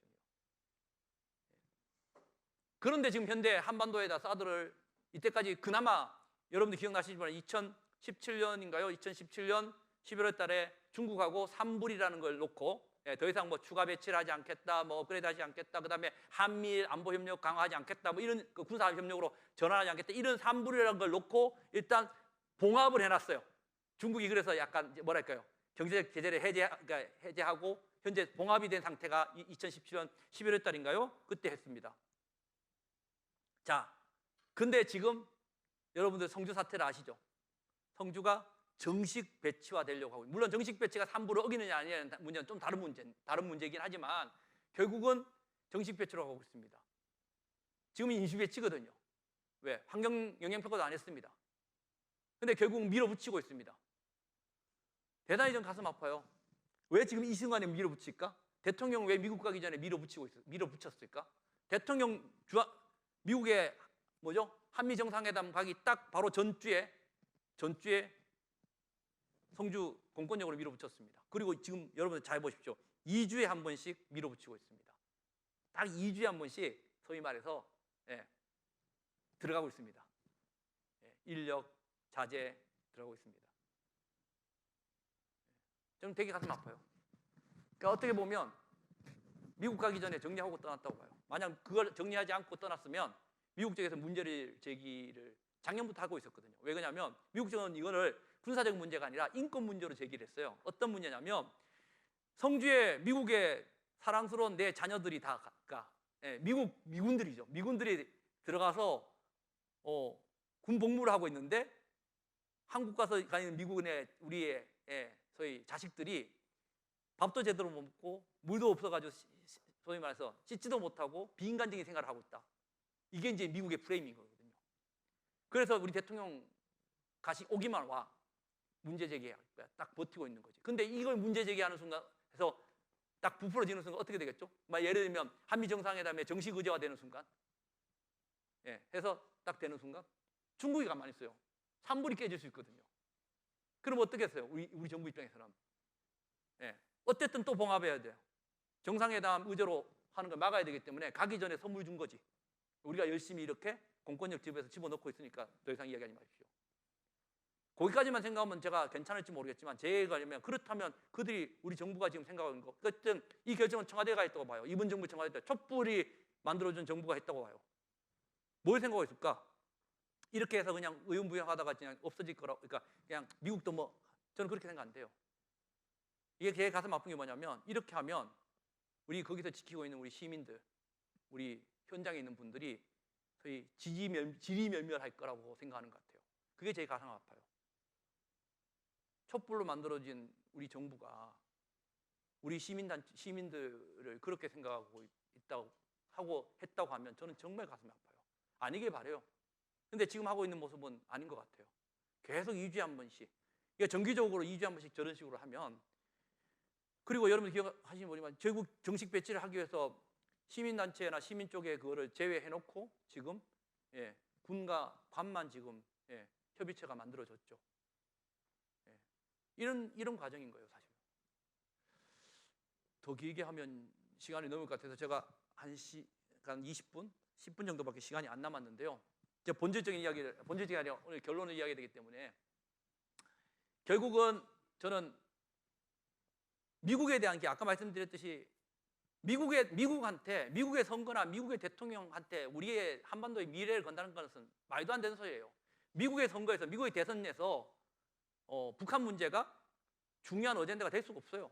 우리 희망이 보리만 진짜 0.02%, 작년에 옥토버 서프라이즈라고 트럼프가 10몇 % 질 때 깜짝적으로 10월 달에 하고 나면 판을 뒤집기 위해서 북한하고 만나가지고 깜짝 정상회담을 하겠다는 이야기들을 하고 있는데 미국에서는 그런 이야기도 없었어요. 우리가 그냥 지어낸 얘기예요. 우리 희망으로. 아니, 옥토버 서프라이즈를 하면 그냥 자동적으로 트럼프 지지율이 확 올라가나요? 아니거든요. 했는데 사진만 찍으면 돌에 더 떨어져요. 거기서 최소한 김정은이가 무릎 꿇고 핵을 포기했습니다, 이렇게 양보를 받아내지 않으나 안 된다는 거야. 북한이 약 먹었어요? 그렇게 하게? 근데 옥토버 서프라이즈 이야기 막 해대는 거예요, 우리는. 우리 근거 없는 희망만 이야기하고. 그리고 바이든이 당선됐는데 뭔가 뭐 미국의 민주당 정부와 우리의 민주당 정부가 만났다? 제가 봐서 요즘 우리 민주당 정부는 민주당 정부도 아닌 것 같아요. 사실 어떻게 보면. 어쨌든 책임지지 않습니다. 당이론적으로 이야기할 수 없는 거죠. 오히려 바이든은 어떻게 보면 지금 정신이 없어요. 예. 코로나 해결할라, 인종 문제 해결할라, 사실 별로 생각 없습니다. 예, 없습니다. 우리가 아무리 끄집어 올려고 하려도 올라가지가 않아요.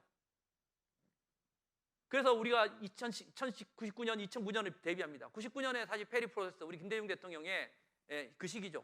결국은 그때 우리가 페리 프로세스를 우리 임종원 선생님과 우리 대통령의 햇볕 정책을 만든 거 이때입니다. 이때 이미 북은 미사일 쏘고 했을 때 이 복잡한 상황을 극복을 했고요. 그러면서 여러분들 아시겠지만 물론 끝까지 가지는 않았지만 미국의 국무장관이 평양을 가고 또 총정치국장이 워싱턴을 방문하고 심지어 대통령이 미 대통령이 평양에 갈 순간까지 갔었죠. 모라토리엄을 하고. 그런데 어쨌든 안 됐지만 부시가 당선돼서 안 됐지만 근데 2009년 같은 경우에는 오바마가 나오자마자 많은 사람이 할 거라고 이야기했는데 갑자기 뭐 이거는 뭐 북한의 책임이라고 해야 될지 어떻게 하지만 북한이 광명성 발사를 하고 핵실험을 합니다. 어쨌든 뒤통수 맞은 거죠. 그래서 오바마는 이때 다시 어떻게 보면 전략적 인내라고 하는 것으로 가버립니다. 근데 사실 이때 오바마가 전략적 인내를 간 것이 순수하게 완전히 뭐 북한이 개념 없이 이때 광명성 발사를 하고 핵실험을 안 했으면 오바마 정부하고 대단히 잘 됐을 것이다 라고 이야기하시는 분들이 있는데 저는 택도 없다고 봐요. 없었다고 봐요. 북한 입장에서는 이 광명성 발사 핵실험은 절대절명이었어요. 이거는 미국한테 뭐 해달라는 의미가 아니었어요. 이때가 언제야? 이때는 김정은 때가 아닙니다. 김정일 때입니다. 김정일이 살아생전에 이때로 2년 후에 죽습니다. 김정일이가 2008년도에 죽다가 살아납니다. 죽다가 살아나고 바로 몇 개월 후에 있었던 사건들입니다. 무슨 뜻이냐? 자기는 곧 죽을 사람이에요. 김정일이는 곧 죽을 거예요.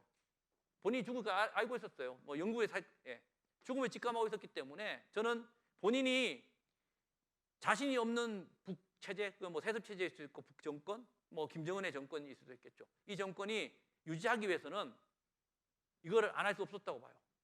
미국과 대화하는 것보다 이게 먼저였던 거죠, 사실요. 우리는 그때 이걸 판단을 제대로 못했어요.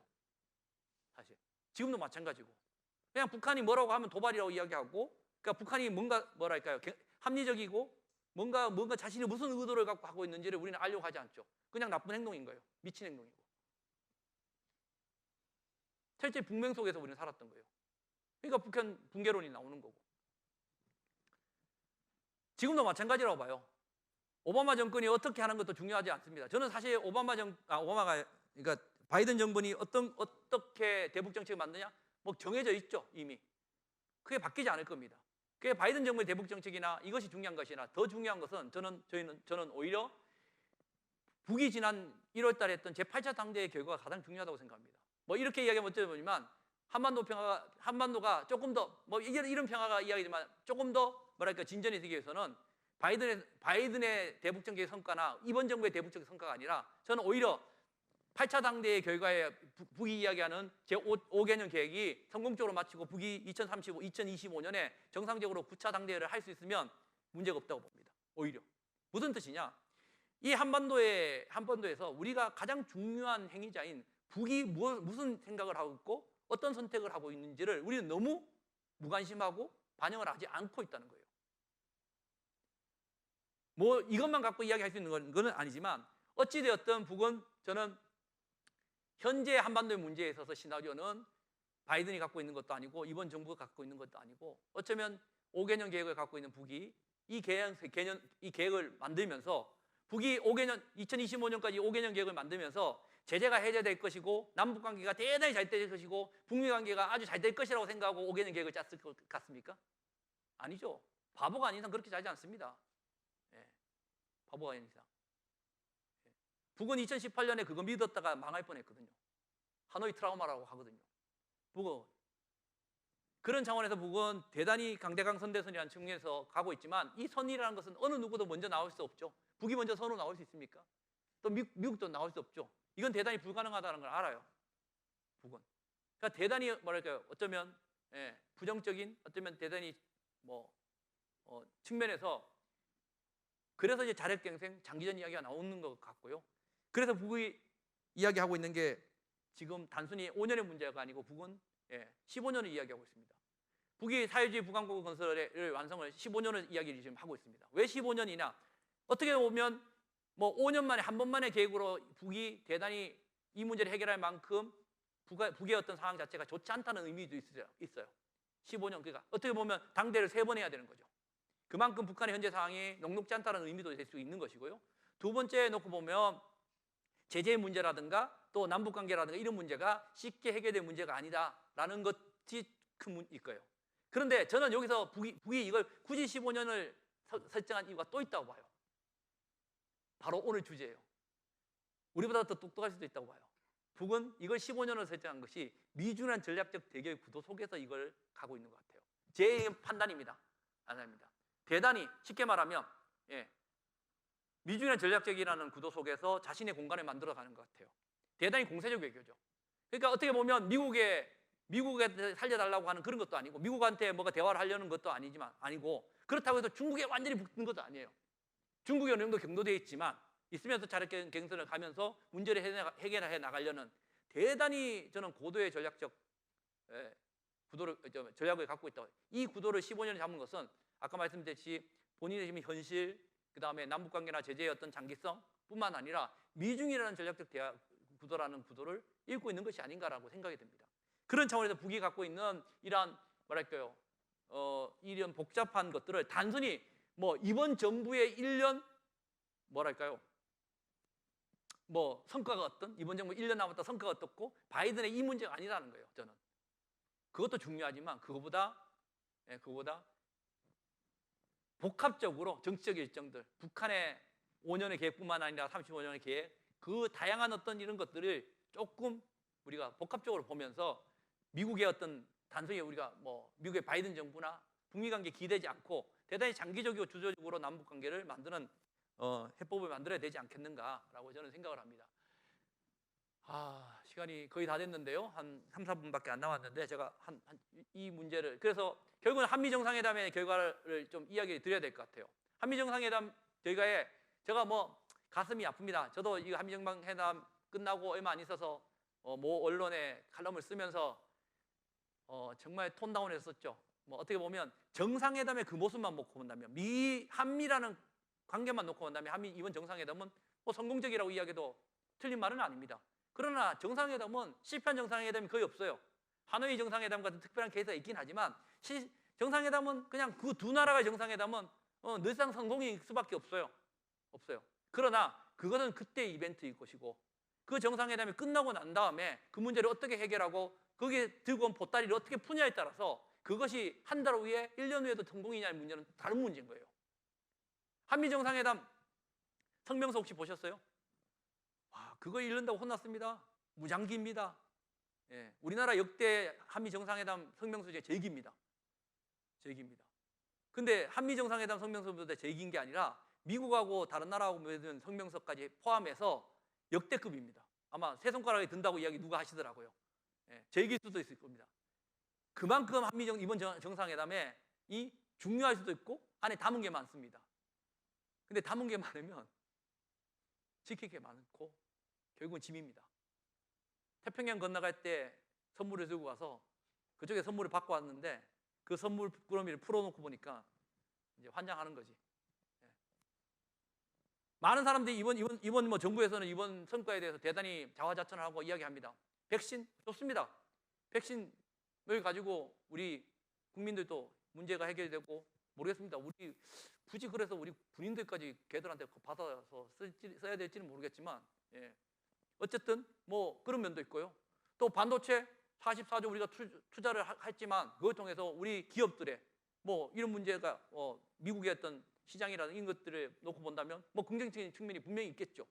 또 예를 들면 한미 미사일 협정 종료는 우리의 예를 들면 주권의 문제니까 긍정적으로 분명히 많습니다. 그런데 한 발짝만 더 들어가 보자는 거죠. 음모론이 아닙니다. 실제로 그렇다는 거예요. 실제로 그렇다는 거예요. 아까 방금 이야기했듯이 예를 들면 이런 겁니다. 백신 문제만 이야기해 봅시다. 싸움에서는 이미 미국보다 중국이 앞섰죠. 이미 러시아 시노팜인가요? 예, 시노팜 같은 경우에 벌써 전 세계 80에서 100개국이 이거 시노팜을 맡고 있습니다. 아까 말씀드렸듯이 소위 말해서 소프트 파워, 국가 브랜드, 예, 중국이 앞서가는 거죠. 아프리카, 중남미 국가들은 다 시노팜 맡고 있는 거거든요. 그러면 그 나라의 사람들이 미국이 좋겠습니까? 중국이 좋겠습니까? 사실 패권이라는 것은 나쁜 의미가, 제국은 좀 그런 의미도 있지만 패권이라는 것은 대단히 정당성과 공평성을 갖고 있는 거죠. 국제 공공재를 나눠줄 수 있는, 공평하게 나눠줄 수 있는 힘이죠, 사실요. 근데 그것이 공평하게 나누지 못하게 되면 사실 어떻게 보면 미국의 입장에서 보면 물론 가치, 이데올로기 있죠. 인간을 넘어서. 그러니까 요즘 이야기하는 거잖아요. 동맹, 민주주의 국가. 그러니까 너희들은 인간이고 그렇지 않은 나라는 인간 아닌가요? 그러니까 이번에 이야기하는 거지 않습니까? 결국은 우리 본인들이 중국하고 러시아 같은 나라들은 백신을 쫙 뿌렸습니다. 야, 미국은 자기 살라고 백신을 안 뿌리고 있다가 이제 백신 뿌릴 때 됐습니다.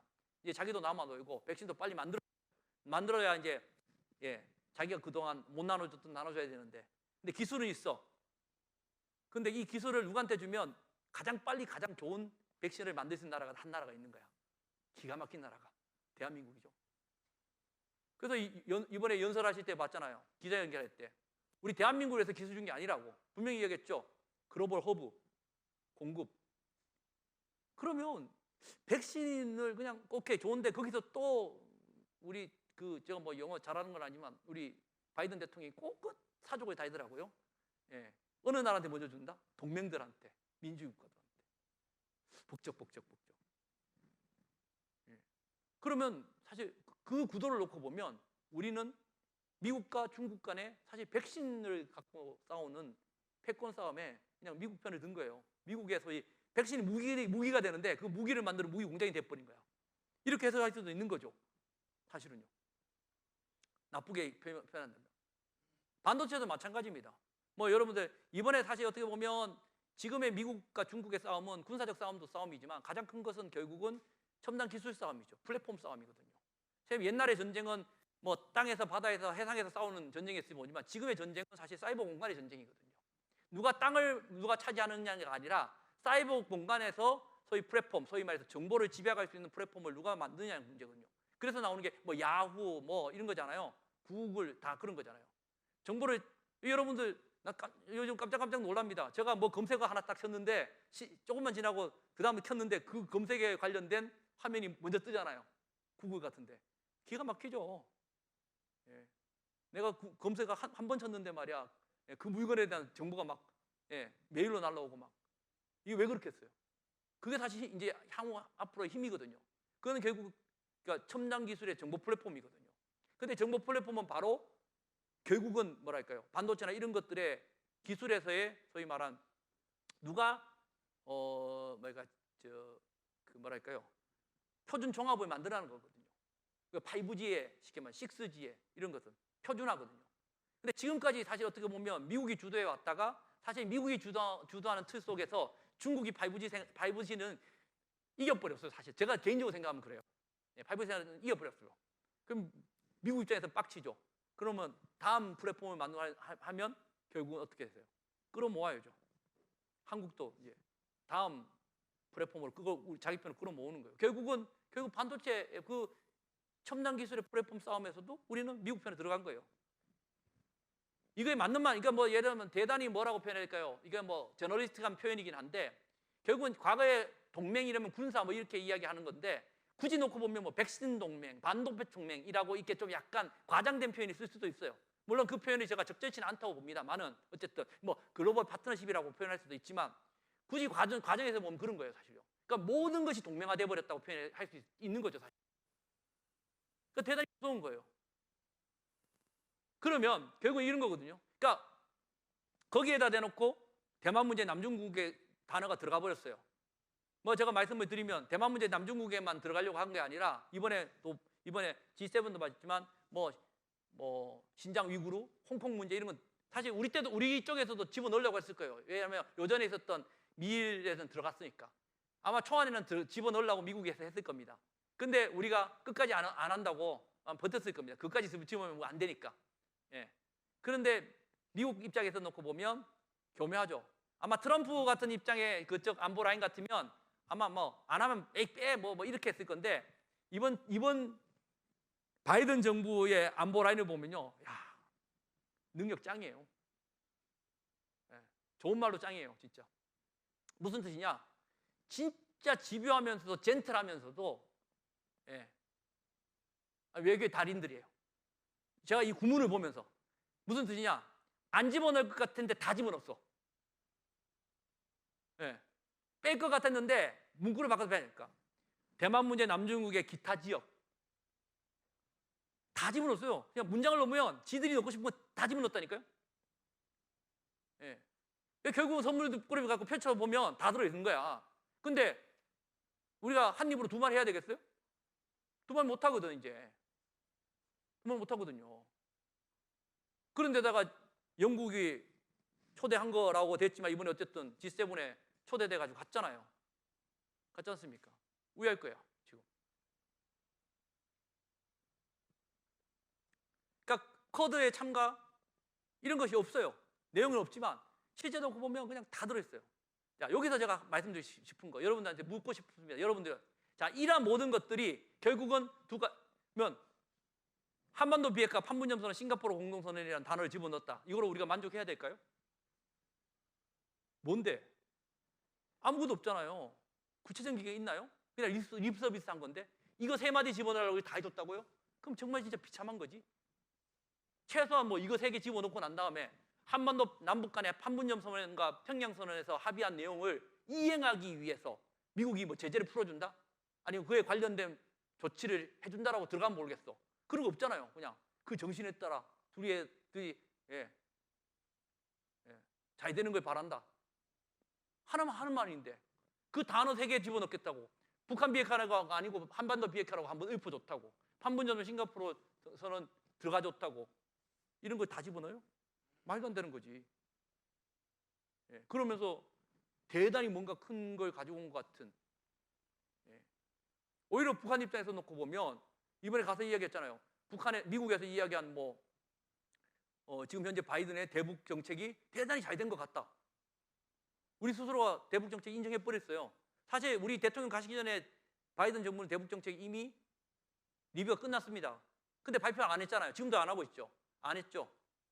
왜 안 했겠어요? 저는 대통령 불러다 가지고 자, 인정해? 한국도 인정한 거거든. 일본도 불러 일본도 인정한 거고. 그럼 일본은 뭐라고 생각했어요? 저는 이제 빼박이라고 봐요. 남북관계 없다고 봅니다. 저는 솔직히. 바이든 정부 대북 정책 뭐 아직 확실한 내용은 모르지만 잘 됐다고 우리 대통령이 입으로 말했는데 어떻게 합니까? 뭐 이런 것들. 근데 여기서 제가 여러분들한테 질문 드리고 싶은 게 마지막으로 이런 겁니다. 결국은 이것이 우리 이번 정부의 성과나 이번 정부의 모습이 아니라 우리 미래를 보자는 거예요. 이도 저도 아니고 우리 10년, 20년, 30년 아니면 40년, 50년, 100년의 대계를 봐서 지금 미중이라는 전략적 갈등 이 구도 속에서 더 이상 전략적 모호성이 아니라 이제 뭔가 좌표를 설정해야 될 때가 아닌가라고 그 판단을 하고 엄밀하고 객관적이고 우리가 정말 고민해서 전략적 판단을 했어요. 그래서 이 판단에서 우리가 지금 이렇게 모호하게 가는 것보다는 오히려 미중 구도 속에서 미국의 소위 등에 타는 게 미국이라는 호랑이 등에 타는 게 훨씬 더 미래적으로 낫다라고 전략적 좌표를 설정한 거다 라고 하면 저 오케이, 이번 정부 인정합니다. 그게 맞다고 하면 죄송한 이야기지만 여러분 섭섭하게 생각할지 모르지만 정말 치열하게 머리 싸매고 고민해서 그 결론에 도달해서 내가 지금 중국의 뭔가 이 고민 공격에도 내가 좀 피해를 입더라도 20년, 30년 후에는 우리 후세들은 내 뜻을 알 것이다 라고 생각해서 이걸 선택했다고 하면 제가 무릎 꿇겠습니다. 오케이, 양보하겠습니다. 그랬을까요? 저는 아니라고 보거든요. 그게 아니라고 보거든요. 이 전략적 정말 고민 속에서 전략적 협조 설정한 게 아니라고 봐요. 아니라고 생각하는 데는 딱 하루도 지나지 않았어요. 예. 잠시 긍정적으로 생각도 해줬어요. 그랬을 것인가? 그랬을까? 라고 생각을 했는데 그 생각을 깨트려 버리는 데는 우리 정부가 하는 딱 행동이 하루도 지나지 않고 내가 우리 정부를 너무 높게 봤구나.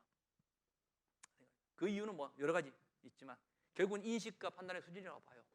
결국은 짧게 성과주의와 다급함, 조급함, 그게 결국은 자신의 짧은 1년은 어떻게 될지 모르지만 우리의 미래는 저는 없을 가능성이 있다고 봅니다. 자, 마지막으로 1시간 반이지 않네요. 뒤쪽은 넘어가겠습니다. 저는 이렇게 생각합니다. 아까 말씀을 드렸지만 앞선 세대들을 탓하고 하고 싶은 생각이 있습니다. 저는 앞선 세대들한테 고맙습니다. 여기 저보다 나이 드신 선배님도 계시고 어쨌든 우리가 정말 어려운 지난 150년 의 구한반도 체제 속에 살았지만 그 구한반도 체제 속에서도 우리는 광복을 맞았고 또 분단 속에서 전후국복, 6.25 전후국복과 산업화, 경제발전 그리고 그 속에서 1980년도부터 지금까지 87년까지 민주화라는 소중한 가치를 얻어냈습니다. 피도 많이 흘렸고요. 많은 속에서 우리는 이 경로를 거쳐왔습니다. 저희 세대는 저는 지금 오늘 뭐 이 자리 말고 제가 요즘 최근 젊은 학생들, 대학생들 20대, 30대 강의를 부쩍 많이 일부러 다니려고 합니다. 그 학생들한테 이야기합니다. 시작할 때 미안하다 3번을 외치고 시작합니다. 왜? 내 세대는 저는 솔직히 말해서 88학번입니다. 요즘 욕 많이 먹는 M86의 끝단에 있는 애매한 M86입니다. 우리 세대는 앞선 아버지와 삼촌과 아버지 또 할아버지 세대가 나눠주신 이 소중한 발전과 가치, 민주의 가치를 선물로 받았습니다.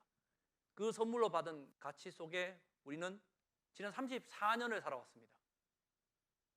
누리고만 살았습니다. 경제적인 윤택감과 민주의 소중한 가치를 누리고만 살았습니다. 그런데 지난 34년 동안 우리 세대는 내 딸 세대와 다음 세대들한테 남겨줄 아무것도 소중한 가치를 만들지 못했습니다. 정말 미안합니다. 만약 87년에 우리가 소중한 가치를 만들고 난 다음에 그 다음에 우리가 가야 될 그 다음의 가치를 만들기 시작했다면 우리는 지금의 모습이 아닐 겁니다. 그 가치는 저는 평화라고 생각합니다. 만약 우리가 87년 민주라는 가치를 쟁취하고 평화라는 소중한 가치를 만들기 위해서 90년도에 세상이 바뀌고 아까 말씀드렸죠. 세상이 바뀌고 했을 때 북한 붕괴론 이런 게 아니고 또 저는 뭐 딱 해놓고 얘기합니다. 진보고 보수고 우리가 갖고 있는 통일 논의는 그냥 대한민국 흡수 통일입니다. 죄송한 이야기지만 이제는 아니라고 봅니다. 젊은 세대들이 통일에 관심이 없고 남북관계에 관심이 없고 너희들은 안보에 관심이 없다고 많은 사람들이 이야기합니다. 저는 그렇지 않다고 봅니다. 그들이 생각하는 통일과 그들이 생각하는 안보와 그들이 생각하는 평화가 다릅니다. 우리는 어쩌면 전쟁 속에서 안보적 관점에서 전통적인 재래식 위협과 전쟁의 위협 속에서 평화를 생각했고 통일을 생각했습니다. 어쩌면 우리 머릿속에는 그 분단의 모순 속에서 강요된 통일의 모습이 있습니다. 강요된 평화의 모습이 있습니다. 하지만 지금 젊은 애들한테는 우리가 배웠던 통일, 우리가 가졌던 평화의 생각을 강요하지 말았으면 합니다. 그들은 그들이 생각하는 통일이 있을 것이고 그들이 만들어갈 평화가 따로 있다고 생각합니다. 그들이 평화를 만들고 저희 34년 동안 평화를 못 만들어줬기 때문에 저는 그들이 만들 평화와 그들이 또 그 다음 세대가 만들어야 될 통일을 할 수 있는 여건을 만들어주고 떠나면 됩니다. 우리가 가지려고 하지 맙시다. 우리가 이제 어느 세대는 가지려고 하지 말고 내려놓고 그들한테 그들이 할 수 있는 세상을 만들어주는 것만 했으면 좋겠습니다. 저는 감히 말씀드리겠는데 40대 말 50대 초까지 우리 세대는 그 일을 하고 싶습니다. 20대, 30대가 그들이 만드는 앞으로 10년, 20년, 30년 후에 지금 다시 태어날 세대에는 평화 걱정하지 않고 지금의 생각과는 다른 통일의 모습을 그렸으면 좋겠습니다.